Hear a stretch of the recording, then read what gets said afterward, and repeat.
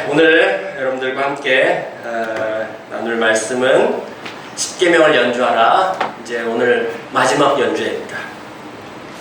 고도를 높여라 라고 하는 제목으로 함께 말씀을 나누도록 하겠습니다. 여러분 등산 좋아하세요? 네. 아니요. 오늘 강렬하게 오늘 반응하네. 이거 어떡하죠 오늘? 등산해야 되는데. 여러분 사람들이 제일 많이 방문하는 산이 어딜까요? 이 세계에서 가장 많이 방문하는 산. 네, 여기 앞에 답이 있죠? 네, 중국 태산이라고 합니다. 중국 태산. 연간 한 800만 명 정도 방문한다라고 합니다. 계단이 되게 많죠. 그 다음에 사람들이 제일 오르고 싶어하는 산, 그래서 아마 지구상에서 가장 높은 산인 에베레스트 산일 것입니다. 1953년에 처음으로 등반에 성공했다고 합니다. 에드먼드 힐라리하고 텐징 노르게이라고 하는 사람이 등정에 성공하고 난 다음에 지금 약 한 73년 정도가 흘렀습니다. 그동안 몇 명이나 등반에 성공했을까요? 7,563명이라고 합니다. 근데 이 과정에서 350명 정도는 목숨을 잃었다고 합니다. 올해에도 많은 사람들이 이 산을 찾았다고 합니다. 네팔 정부가 발표한 것에 따르면은 올 봄 3월달부터 5월달까지 허가증을 내준 사람, 저기 등반하기 위해서 허가증을 내준 사람이 495명이었다고 하고요. 그로 말미암는 수입이 108억이었다라고 합니다. 왜 그러냐고요? 여기 등반하려면 1인당 비용이 어느 정도 드냐면은 최하가 2,300만 원. 산 한 번 올라가려면은 2,300만 원 내야 되고요. 요즘에는 뭐 헬리콥터 타고 어디 중간까지 가기도 하고 이런 특별한 프리미엄 서비스를 하는 사람들은 약 2억 정도가 든다고 합니다. 요즘엔 드론 띄워가지고 어디로 가고 이와 같은 장비들이 많이 발달되어 가지고 지난 5월 20일 날은 하루에만 274명이 등정했다라고 합니다. 그래서 마지막 꼭대기에 줄 서 있어요, 사람들이. 네, 그래서 역대 기록을 세웠다라고 합니다. 왜 사람들은 이렇게 엄청난 대가를 지불하고서라도 산에 오르고 싶어 할까요? 거기엔 여러 가지 이유들이 있을 것입니다. 어떤 사람은 운동 삼아서, 물론 에베레스트 산을 운동 삼아서 오르는 분은 없을 거고요. 운동 삼아서 오르신 분들도 있고요. 그 다음에 자연이 너무 아름다워. 그리고 일출을 보러 가는, 내지는 일몰을 보러 가는 사람들도 있고요. 또 어떤 사람들은 산에 올라가서 올라갔다라고 하는 성취감. 또 어떤 사람들은 모험과 도전. 왜 산에 올라가느냐? 거기 산이 있으니까. 이걸 누가 말했냐면요, 말로리라고 하는 사람이 얘기했는데 1920년대 사람이거든요. 이 사람도 그 에베레스트 산에 계속해서 도전했다가 결국은 저기에서 죽었다고 합니다. 그러니까 거기 산이 있으니까 계속해서 도전해보고 싶은 마음이 생긴다라고 하는 것이죠. 그와 같은 여러 가지 목적들이 있을 것입니다. 그 가운데 하나는 더 멀리, 더 넓게 전체를 보고 싶어하는 인간의 그 원초적인 욕망도 있을 것입니다. 또 종교적인 목적도 있습니다. 고대부터 산은 신들이 사는 곳으로 여겨졌습니다. 왜냐하면요, 높거든요. 하늘하고 가까워요.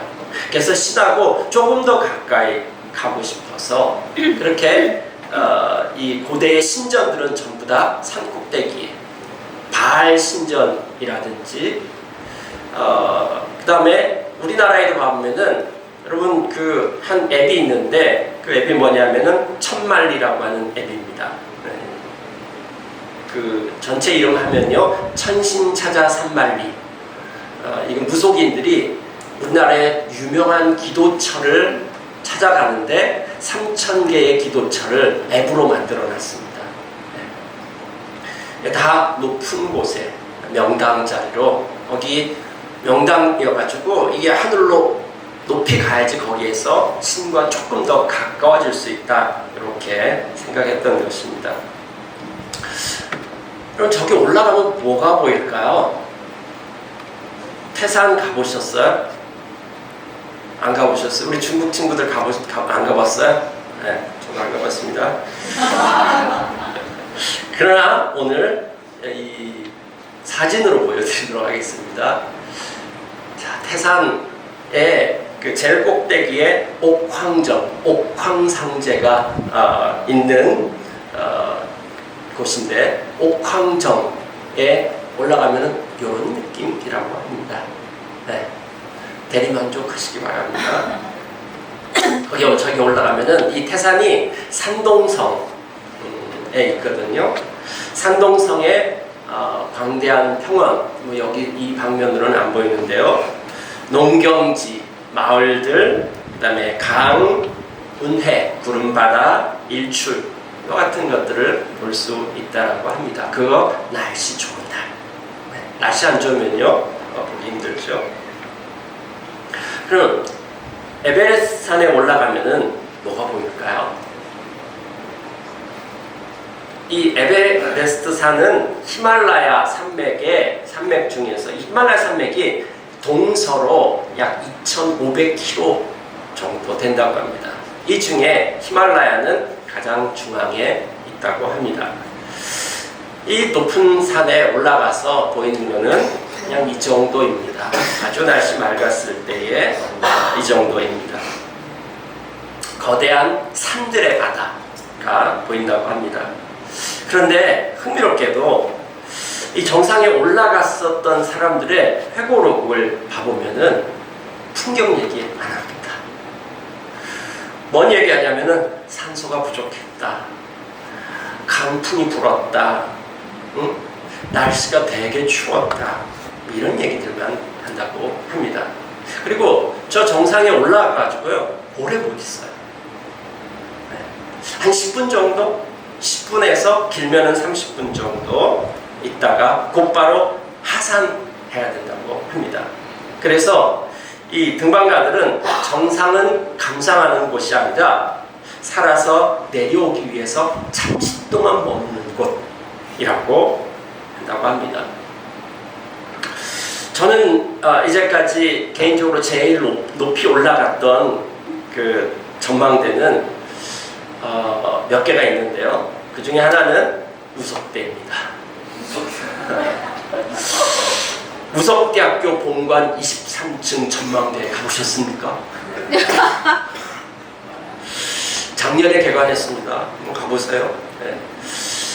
전주, 익산, 사방이 탁 트여가지고 다 보입니다. 날씨 좋은 날이요. 동양에 있는 대학 가운데 가장 높은 전망대라고 합니다.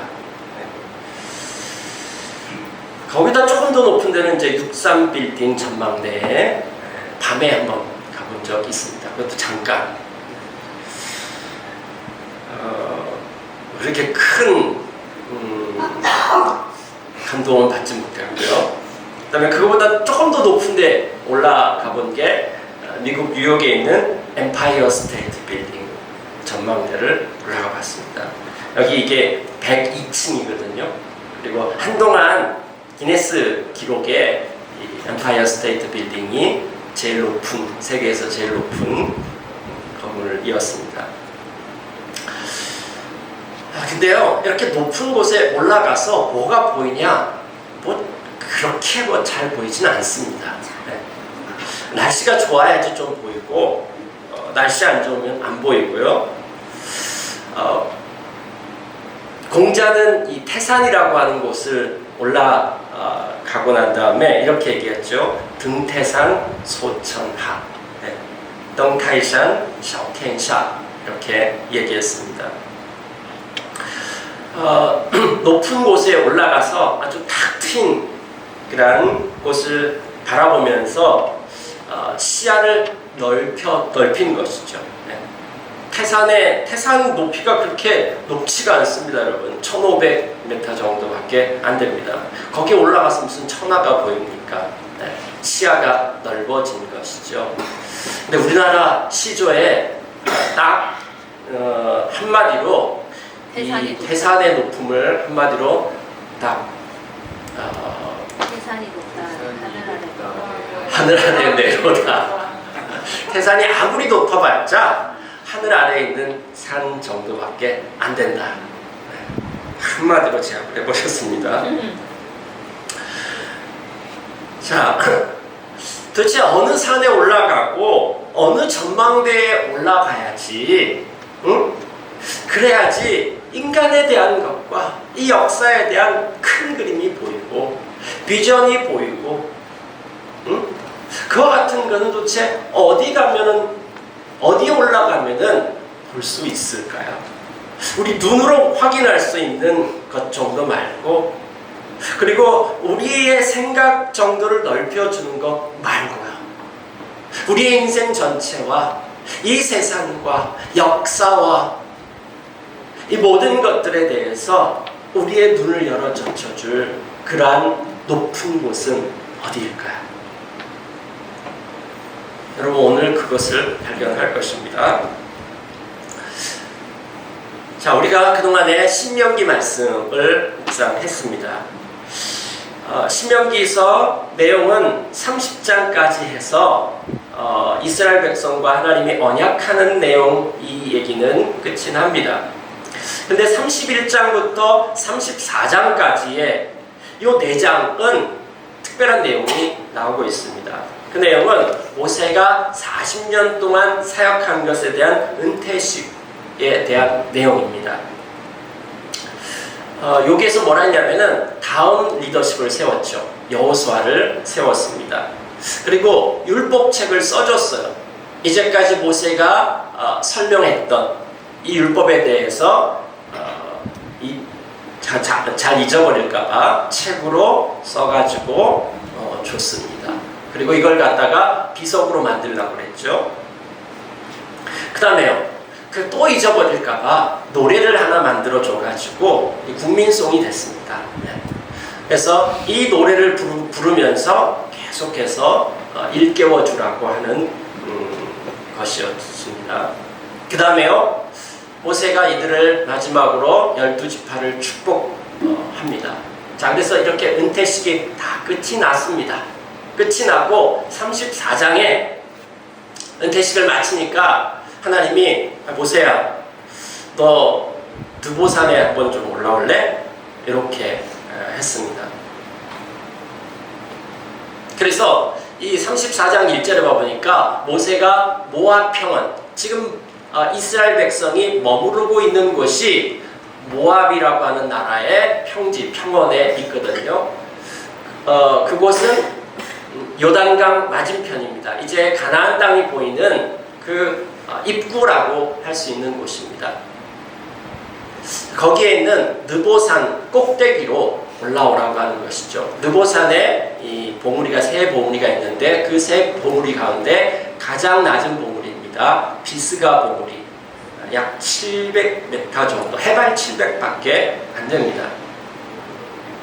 자, 거기에 올라오라고 합니다. 네, 거기에 이제 모세가 올라갔습니다.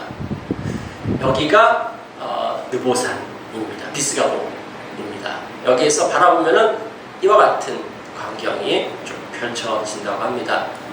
자, 거기에서 뭘 봤느냐? 한번 읽어볼까요? 시작!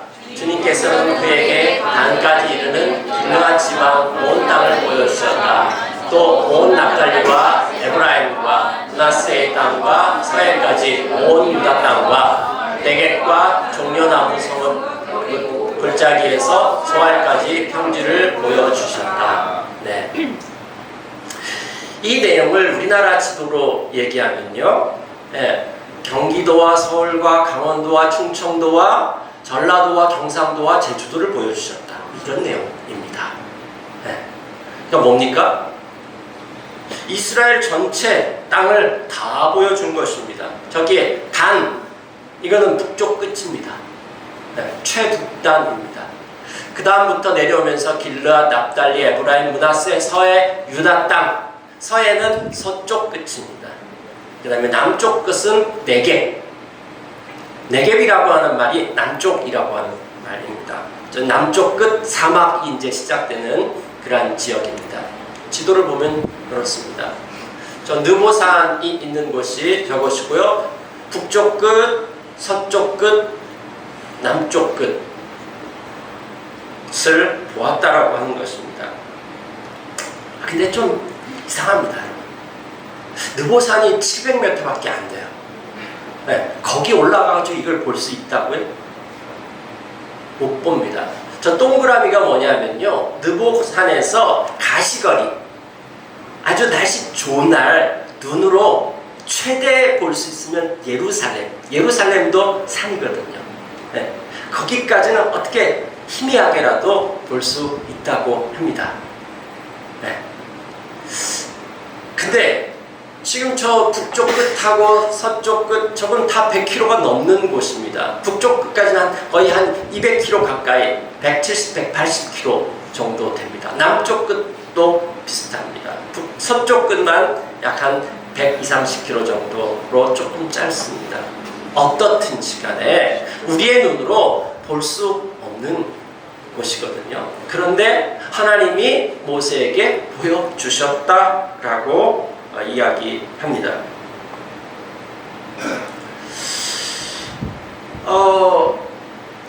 40년 전에 이스라엘 백성이 이 가나안 땅을 정탐할 때에 12지파에서 대표들 12명을 뽑아가지고 종단을 했습니다. 저 북쪽 끝 단에서부터 시작해가지고 그냥 종단으로, 수직으로 그냥 쭉 내려왔습니다. 이렇게 40일 동안 정탐을 그냥 종단으로 대충 봤는데 40일 걸렸는데, 저 느보산에 올라가서 저걸 다 봤다고요? 자, 어떻게 본 걸까요? 자, 성경에서 주님께서 보여주셨다 이러니까 그냥 믿는 거죠. 네, 주님께서 보여주셨다고 했습니다. 그 다음에요, 주님은 여기서 정도 그치지 않고 한 걸음 더 나가십니다. 이렇게 말씀하십니다. 4절 읽어볼게요. 시작. 그리고 주님께서 그에게 말씀하셨다. 이것은 내가 아브라함과 이삭과 야곱에게 맹세하여 그들의 자손에게 주겠다고 약속한 땅이다. 내가 너에게 이 땅을 보여주기는 하지만 내가 그리로 들어가지는 못한다. 여기서 한술 더 떠셔요. 뭐라고 해야 합니까? 아브라함과 이삭과 야곱에게 맹세하여 그들의 자손에게 주겠다라고 약속한 땅이다. 아니, 지금 공간만 초월한 것이 아니라 시간까지 확 초월해버렸습니다. 아브라함과 이삭과 야곱, 이들하고 약속한 지는 400년 전입니다. 그러니까 시간까지 400년 전에 약속한 땅이다. 그 다음에요, 내가 그들의 자손에게 주겠다. 이거는 지금 모세가 있는 시점에서 앞으로 400년을 가고요, 그 다음에 뒤로 한도 끝도 없이 가는 것입니다. 자, 여기에서 지금 말하고 있는 것은 눈으로 볼 수 있는 것이 아닙니다. 비스가 봉에 올라가가지고 우리의 눈으로 이스라엘 전역을 볼 수도 없고요, 모세의 눈으로 과거와 미래도 볼 수 없습니다. 근데 하나님께서 보여주셨다라고 합니다. 이거는 그냥 인간적인 눈으로 봤다는 것이 아닙니다. 자, 그러면은 하나님께서 왜 모세에게 이걸 보여주셨을까요? 이 의미는 무엇입니까? 4절 마지막 부분에 오면 이렇게 얘기하죠. 내가 너에게 이 땅을 보여주긴 하지만 내가 그리로 들어가지는 못한다. 이게 무슨 말일까요? 이게 무슨 의미일까요? 너 못 들어가지. 이거 네 잘못이잖아. 네 잘못으로 못 들어가는 거야. 이렇게 질책한 걸까요? 아니면은 야 40년 동안 고생했는데 진짜 안타깝다. 응? 원래 이거 안 되는데 내가 너 40년 동안 수고했으니까 보여는 줄게. 이런 식의 위로 관광인가요? 아닙니다. 그럼 뭘까요? 모세는 산에서부터 시작해서 산에서 마쳤습니다. 모세 80살에 호렙산, 시내산이죠. 시내산에서 하나님하고 처음 만났습니다. 출애굽기 3장에 모세가 하나님을 처음 만난 것이 양치다가 이 시내산에서 하나님을 만났죠. 그때 그 처음 만났을 때 하나님이 자기 자신을 뭐라고 소개했습니까? 나는 너희 조상 아브라함과 이삭과 야곱하고 약속한 하나님이다. 내 이름이 뭐냐고? 내 이름 여호와야. 이 여호와라고 하는 말의 뜻을 풀어봐 보면요, 약속에 신실하신 하나님, 약속을 지키고 계시는 하나님이라고 하는 뜻입니다. 하나님은 400년 전에 아브라함하고 약속했고, 그 다음에 이삭하고도 약속했고, 야곱하고도 약속했고, 400년이 지나서 그들이 다 죽었는데도 나는 여전히 약속을 지키고 있고, 그 약속을 지키려고 너를 부른 거야. 난 너를 통해 가지고 이 약속을 실현시키려고 해 라고 한 것입니다. 자, 그리고 난 다음에 이제 40년이 지났어요. 정말 하나님께서 모세를 통해 가지고 이스라엘 백성들을 애굽에서 구원해 내시고 광야 40년 동안을 지켜가지고 이제 가나안 땅에 들어가기 바로 직전까지 온 것입니다. 그 느보산에서, 시내산에서 약속했는데 느보산에서 말씀하시는 것입니다. 모세야 어떠냐? 그대로 됐지. 너 이제 내가 뭐 하려고 하는지, 나의 큰 그림이 무엇인지 너 이제는 알지. 지난 40년 동안 네가 맞춘 퍼즐이 이 정도야. 네가 지난 40년 동안 내가 했던 말에 대해서 순종해서 이루어지고 여기까지 오게 됐어. 그 다음에 나머지 내가 보여줄게. 나머지 어떻게 될 거면 이렇게 될 거야. 이 나머지 내가 완성할 거야. 나하고 너하고 함께 여기까지 했어. 나머지는 내가 또 다른 사람들을 통해 가지고 이 그림들을 완성할 거야 라고 그렇게 큰 그림을 보여주신 것입니다. 7절에 가볼까요? 이렇게 얘기하고 있습니다. 모세가 죽을 때 나이가 120살이었으나 그의 눈은 빛을 잃지 않았고 기력은 정정하였다. 이게 무슨 말일까요?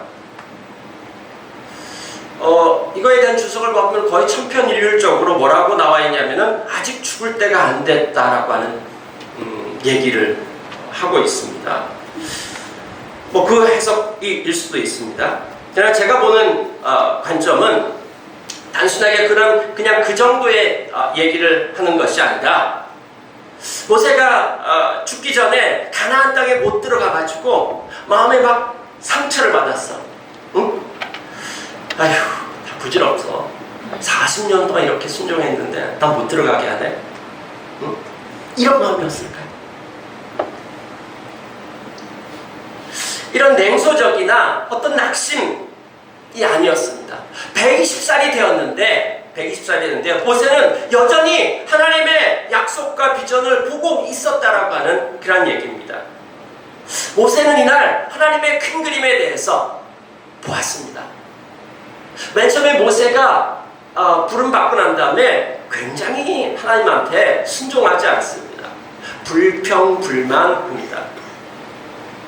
그러다가 몇 번의 경험을 통해 가지고 바로하고 대면하면서 모세가 온유하게 되어집니다. 온유하다란 말은 길이 들여졌다라고 하는 것입니다. 모세가 굉장히 처음부터 이 온유했던 사람은 아닙니다. 그런데 하나님 말씀 앞에 순종하고 하나님께서 어떤 일을 하시는지에 대해서 점점 눈이 띄어지기 시작하면서 그는 온유한 사람이 되었습니다.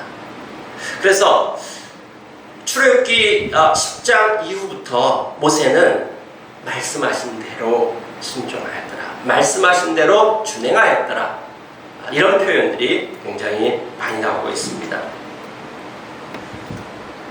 그러니까 모세는 120살이 되었는데도 눈이 흐려지지 않았어요. 120살이 됐는데도 그의 눈에는 하나님의 약속과 하나님의 일하심, 이 그림 전체를 보고 있었다라고 하는 것입니다. 높아서가 아니라 700m 산에서 뭐가 보인다고 합니까?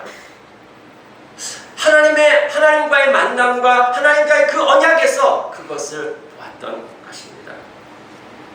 자, 이야기가 여기서 끝났을까요? 여기서 끝나지 않습니다. 갑자기 1000년을 점프합니다. 1000년을 점프해서 이 누가복음에 가보면은 누가복음 9장 30절에서 31절 같이 한번 읽어볼까요? 이 말씀을 하신 뒤에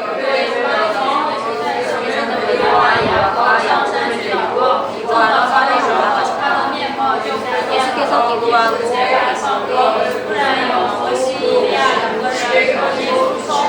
하는 자를 받아주시지 아니하면 예수와 더불어 받아주신 하자. 그들은 모세와 엘리야였다. 그들은 영광의 사에 나타나서 예수께서 예루살렘에서 이르시길 읽고 그의 떠나심에 대하여 말하고 있었다. 네, 예수님께서 이제 십자가에서 못 박혀 죽는다는 얘기를 예수님 메시아이심과 그 메시아로서 왕이시라고 얘기하는 것인데요. 이 메시아로서 어떻게 이스라엘 백성들을 구원하느냐에 대해서 얘기할 때 이제 십자가의 길로 가야 된다, 내가 십자가에서 죽고 부활해야 된다라고 하는 말을 하고 난 다음에 일주일이 지났습니다. 제자들은 굉장히 낭망했습니다. 지금 제자들은 계속 예수님 쫓아다녔지만 안 보입니다. 아무것도 안 보여요.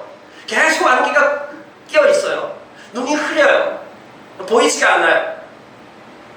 그리고 예수님한테 온 희망을 걸었는데 십자가를 못 박혀 죽는다는 이런 얘기를 하니까 좀 속상했습니다. 그로부터 일주일이 지나고 난 다음에 예수님께서 3명을 데리고 산에 올라갔습니다. 저게 변화산이라고, 예수님이 저기에서 변화되셨다, 그래가지고 변화산이라고 합니다. 예수님 저기에 올라가셔가지고 기도 중에 변화됐는데 제자들은 지쳐가지고 막 잠자다가 일어나가지고 딱 봐보니까 예수님이 막 빛이 나는 거예요. 오, 이거 우리가 원하는 거였다.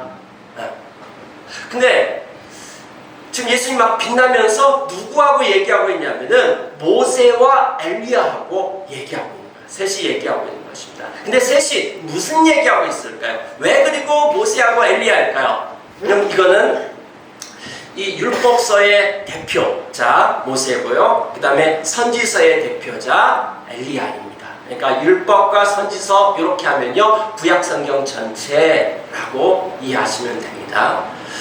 그러니까 모세와 엘리야하고 예수님이 만나서 무슨 얘기를 하고 있냐면은 예수께서 예루살렘에서 이루실 일, 곧 그의 떠나가심에 대해서 얘기하고, 여기 떠나가심이 뭐냐면은 십자가에서 죽는 것을 떠나가심이라고 얘기하는 것입니다. 저거를 옛날 성경에서는 별세라고 얘기했고요, 세상을 떠나가는 것이죠.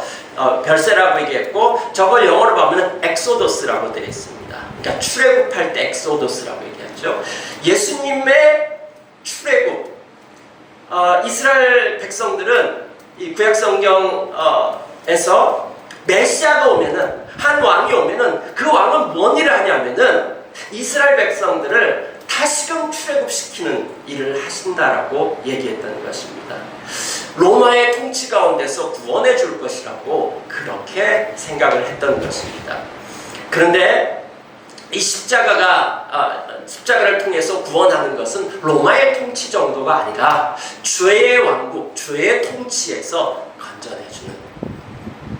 그래서 출발하는 것입니다. 죽음이 아니라 지금 예수님의 죽음에 대해서 십자가의 죽음에 대해서 얘기해야 되는데, 그럼 끝이라고 해야 되는데, 여기 뭐라고 얘기합니까? 떠나가신 출발에 대해서 얘기합니다. 출발. 하나님 나라가 출발하는, 이 십자가로 말미암아서 하나님 나라가 출발하는 그거에 대해서 얘기하고 있다 라고 얘기하고 있습니다. 십자가를 통해서 이루실 하나님 나라의 큰 그림을 얘기하고 있는 것입니다. 근데 모세는 벌써 1000년 전에 느보산에서 이거 봤어요. 이거 봤습니다. 하나님께서 보여주신 것입니다. 그리고 1000년 후에 그 변화산에서 1000년 동안 하나님께서 어떻게 일들을 이루셨는지, 이전에 그 약속을 신실하게 이루신 하나님, 그 다음에 이후에 십자가에서 어떤 일이 나고 십자가를 통해서 그 다음에 이 역사의 마지막에 일어나게 하실 것에 대해서 봤던 것입니다. 히브리서 11장에서는 이것을 기록하고 있습니다. 히브리서 11장에 수많은 사람, 약 40명 넘는 사람들의 목록이 쭉 나오면서 이들이 뭐라고 하냐면 이들은 보았다라고 하는 것입니다. 실현되지는 않았지만은 봤다라고 했습니다. 그리고 히브리서를 쓰고 있는 그 당시에는 그들이 봤던 그것을 오늘 우리들은 눈앞에서 실현된 것을 본다라고 이야기하는 것입니다. 지금 이 이야기는 아직까지 안 끝났습니다. 계속되고 있습니다. 여러분, 제가 아까 올라갔던 높은 곳과 전망대 세 곳을 이야기했습니다. 아직까지 제가 올라갔던 최고의 전망대와 최고의 높은 곳을 얘기하지 않았습니다. 제가 올라갔던 가장 높은 산과 최고의 전망대는 성경이었습니다. 전 매일 아침마다 그 산을 오릅니다. 매주일 예배 때마다 그 산을 올라갑니다. 2003년 5월, 제가 중국으로 파송받기 전입니다. 원래 2003년 5월이면 제가 중국에 가 있어야 되는데 중국에 사스가 발생했습니다. 그래서 언제 들어갈지 안개로 자욱했던 그런 때였습니다. 그때 저는 요한복음을 묵상하고 있었습니다. 요한복음의 산에 올라갔습니다. 요한복음이 다 끝나갑니다. 지금 제가 어떻게 할까요? 무엇을 할까요? 그것을 계속해서 구하고 있었습니다. 그 산에서 내 양을 먹여라, 이 말씀에 대해서 저한테 감동을 주시고 보여주셨습니다. 그러는 다음에 제가 8월 달에 중국에 들어가서 16년 동안 저는 이 말씀에 집중했고 순종했습니다. 그래서 한 사람을 세우는 일에 집중했습니다. 16년이 지나고 난 다음에요, 그렇게 사람들이 세워졌습니다. 이제 그들이 다 할 수 있어서 돌아올 것을 계획했습니다. 17년이 지난 2019년 1월 갑작스럽게 귀국을 해야 됐습니다. 한 달 정도 앞둔 그런 시점이었는데, 그 시점에서 16년을 돌아보면서 제가 아이고 부질없다 이렇게 얘기하지 않았습니다. 왜냐하면요, 2019년 1월 9일 수요일, 이 설교 때문에 제가 말씀 묵상 다 뒤졌습니다. 2019년 1월 9일 수요일 사도행전을 묵상하고 있었습니다. 사도행전의 3에서 26장 17절 18절 눈을 뜨게 하라. 이거는 하나님께서 사울에게 한 것입니다. 사울이 이 구약 성경과 예수님에 대해서 이게 이해가 안 됐다가 예수님 만나고 난 다음에 구약 성경에 대한 눈이 뜨여졌습니다. 그리고 난 다음에 너는 이제 사람들에게 이 말씀을 전해서 그들의 눈이 띄어지게 하라고 이야기했습니다. 예, 그 말씀을 저한테 보여주셨습니다. 2021년 한국에 돌아왔는데 또 이 뭐죠? 코로나가 발생했습니다. 코로나가 발생했습니다. 저의 중국 사역은 사스로 시작했다가 코로나로 끝이 났습니다. 2021년 12월 18일 토요일 사무엘서를 묵상하고 있었습니다. 사무엘상 17장에서 하나님의 스토리를 알고 하나님의 스토리를 살고 말해서 길을 내라. 네, 이런 말씀을 보게 되었습니다. 그날 스토리교회 교회를 개척을 결정을 했습니다.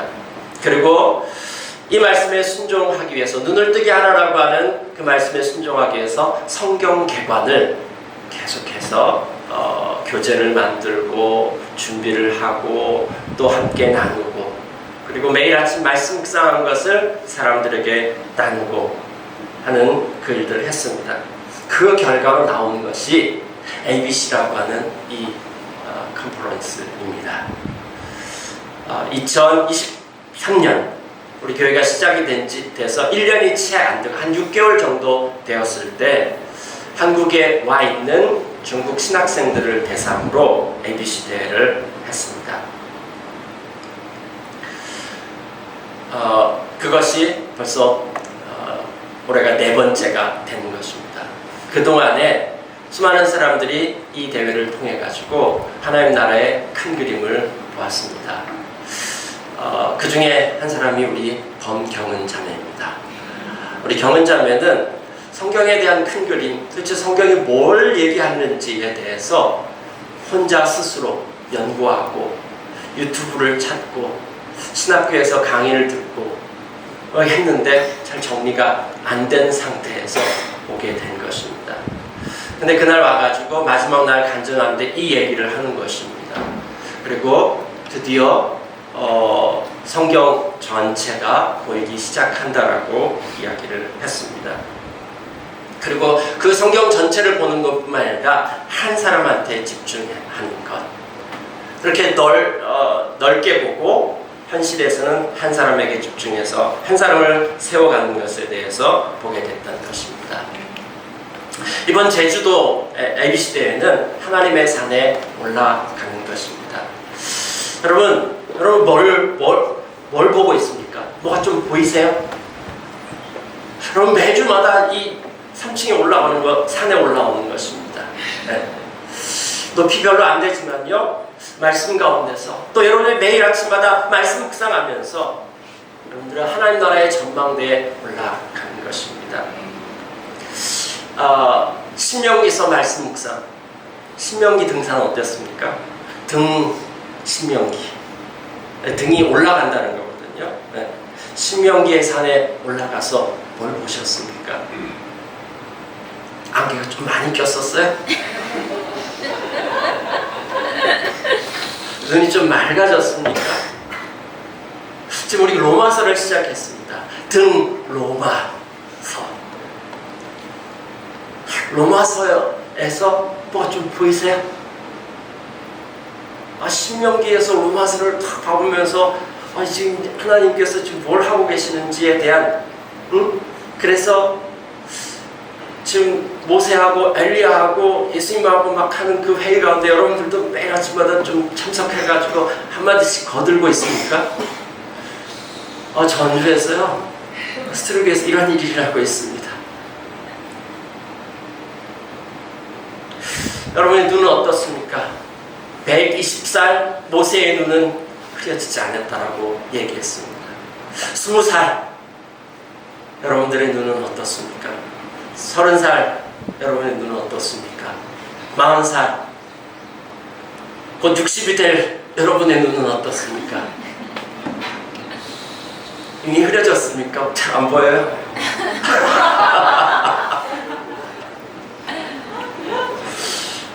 네, 날이 흐려도 보이고요. 노안이 와도 보입니다, 여러분. 여러분은 점점 더 또렷하고 분명하게 그것을 봤으면 좋겠습니다. 날마다 올라가십시오. 어떤 날은 날이 흐려요. 괜찮아요, 여러분. 성경 개관했는데 하나도 안 보여. 1대1 공부했는데 하나도 안 보여. 괜찮아요. 또 올라가면 되죠. 누가 1대1 한 번만 하라고 그랬어요? 맞습니다. 성경개가 누가 한 번만 하라고 그랬습니까? 또 올라가는 거죠. 또 올라가고 어느 날 갑자기 이 전체가 보이기 시작하고 하나님의 일하심이 막 입체적으로 보이기 시작할 것입니다. 그리고 그 가운데 내가 포함되어 있다는 사실을 볼 것입니다. 여러분 매일 하나님의 산에 올라서 여러분 그러면 고도가 높아집니다. 여러분의 삶의 고도 하나님 나라의 삶을 살기 시작하게 될 것입니다. 여러분 성경은 산에서 시작해서 산으로 끝납니다. 에덴 산인 거 아세요, 여러분? 에덴은 산입니다, 여러분. 강의 발원지가 거기에 있습니다. 신의 산에서 언약을 맺었고요. 예루살렘도 산입니다. 다른 이름으로 시온산, 성전산, 골고다, 예수님이 십자가에서 못 박힌 것, 이것도 예루살렘 산인 것입니다. 성경의 맨 마지막은 새 예루살렘에서 끝이 납니다. 성경 전체가 산맥입니다. 히말라야 산맥. 동서가 1200km, 이산 400km라고 얘기했죠. 네, 성경 전체가 산맥입니다. 거기에 66봉 봉우리 들어 있습니다. 히말라야 그 산에 있는 10개 봉우리 정복했다 이렇게 하는데 여러분의 일생 가운데 로마서 봉에 올라가서 여러분들이 보고 여러분의 삶을 통해서 그게 또 현실이 되어지고 또 신명기상 성경의 각 봉우리들이 올라가서 이사야 그건 최고봉입니다. 이사야서 마태복음 올라가 보셨어요? 네, 올라가셔서 보셨으면 좋겠습니다. 계시록 멋집니다. 매일 아침마다 고도를 높이십시오. 안 보이던 것들이 보이기 시작하고 퍼즐이 맞춰지기 시작하고 이 세상이 아무리 비극적일지라도 그 가운데서 소망의 노래를 부를 수 있는 것은 그 영적 고도를 높여서 눈에 보이는 현실 정도가 아니라 시간을 초월하고 공간을 초월해서 보게 되어질 것입니다. 우리 교회에 그런 하나님 나라의 스토리들이 가득 차기를 원합니다. 함께 기도하시겠습니다.